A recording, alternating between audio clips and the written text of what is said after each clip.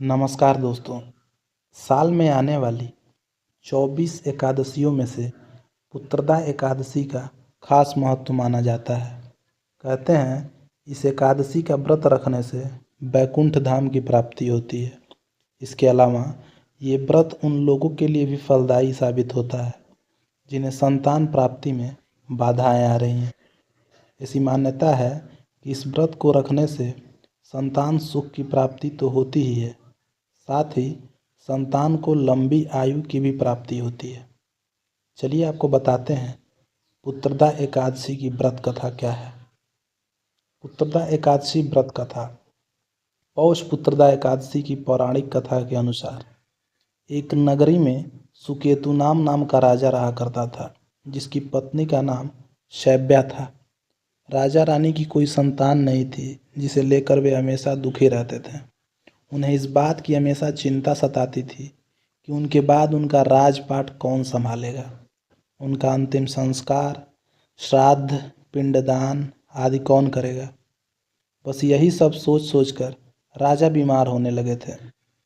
एक दिन राजा जंगल भ्रमण के लिए निकले और वहां जाकर प्रकृति की सुंदरता को देखने लगे।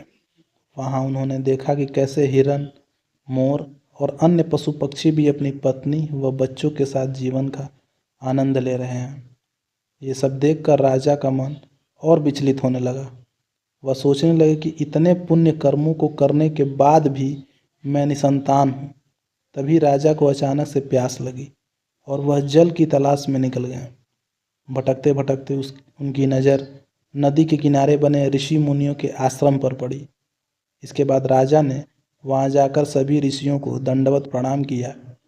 राजा का सरल स्वभाव देख ऋषि अत्यधिक प्रसन्न हुए और उनसे वरदान मांगने को कहने लगे, जिस पर राजा ने उत्तर दिया, हे देव, भगवान और आप संत महात्माओं की कृपा से मेरे पास सब कुछ है।